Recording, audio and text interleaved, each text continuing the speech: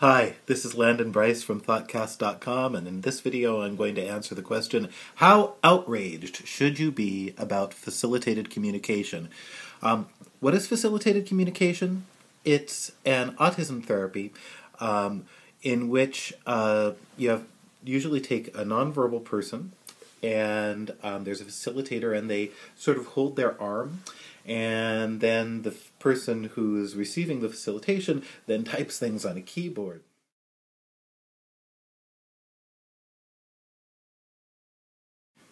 Earlier today, I posted a video in which I explained a sort of a formula for how outraged one should be by a particular autism treatment. Now, the reason to be outraged about facilitation is that you need to divide everything by the effectiveness of the treatment, and the best evidence indicates that facilitated communication simply is not effective. It looks like in most cases what's going on is that the facilitator is probably unconsciously guiding the hand of the facilitated individual. And so I can't recommend that you use facilitated communication. It's not effective. But it's also not something that we need to be furiously angry about. And in fact, there are other things that really merit that attention instead. Because although there was a period in the 90s when facilitated communication was growing rapidly,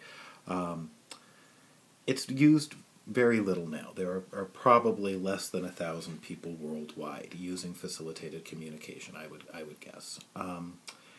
And so even to the extent that it does damage, that damage is very limited simply because it's very rarely used.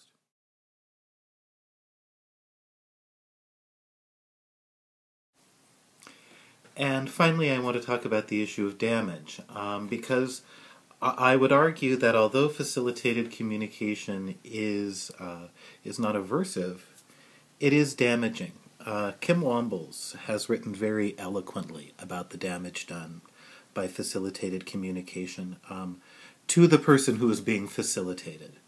And that's really, as far as I'm concerned, there's two parts to it that are significant. One is that this person is not getting a more effective treatment. You're doing something with them instead of working with them, with an iPad on something they might actually be learning.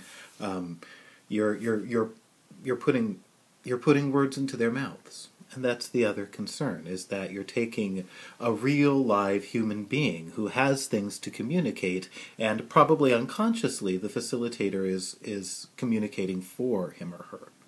And I think that both of those things are damaging and really should make us concerned from an artistic rights perspective. Those of us who are concerned about the rights of nonverbal people should, again, as Kim Wombles has very effectively argued, be concerned about facilitated communication. It is not, from my experience, from my understanding, it is simply not an effective treatment, and because of that, because it's not effective, that in itself can do damage.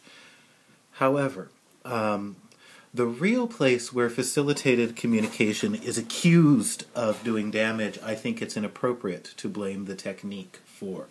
And that is in cases like that of the Wendrow family. There have been, there was, at very much the same time that facilitated communication was really growing in popularity, also a growing overzealousness for the prosecution of sexual abuse. And that unfortunately happened not just with one family, where somebody who was being facilitated typed something that indicated that usually a family member was sexually abusing them. Now, there is great reason to be outraged about that, but that outrage should not be focused on the technique of facilitated communication. It should be focused on prosecutors who used bad evidence and bad experts. Um, this is a little difficult to understand. Let me see if I can try to put it another way. I believe that, and please, I encourage you to watch the film Wretches and Jabberers if you're interested in this issue. And if you're interested in more of what I think about this issue, please read my review of the film. It says a lot of what I think about facilitated communication and how to interact with people around it. But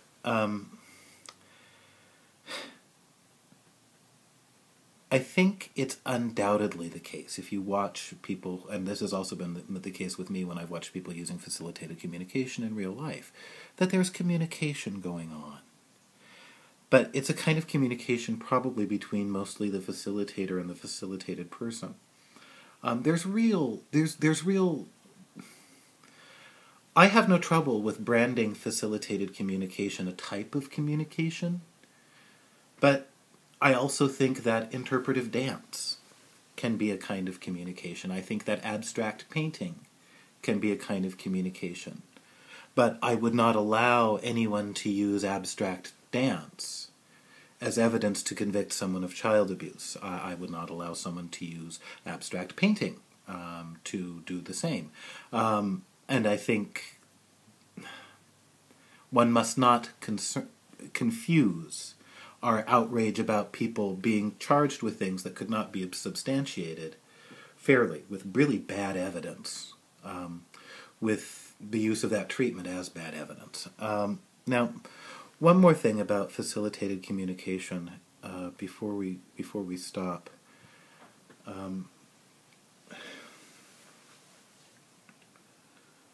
And especially these issues of sexual abuse. It has become commonplace to refer to the cases where someone was accused of sexual abuse by facilitated communication as a false accusation, and I wish people wouldn't do that. I wish they would be a little more careful and refer to it as an unsubstantiated accusation. My reason for this is that, autistic people are incredibly attractive targets for sexual abuse because of our communicative difficulties, and that's especially true, of course, of nonverbal people.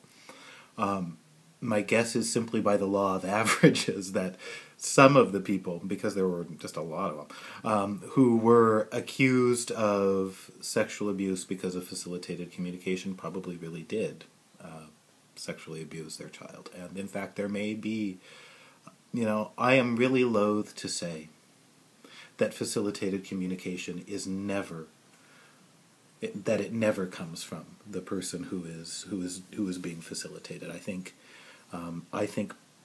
sometimes it does, but I think most of the time it doesn't, and I think it does do damage. So I think we should be a little outraged about facilitated communication, and I think we should be concerned when an organization like the Autistic Self-Advocacy Network throws in its lot with the facilitated communication people, because it really probably doesn't work.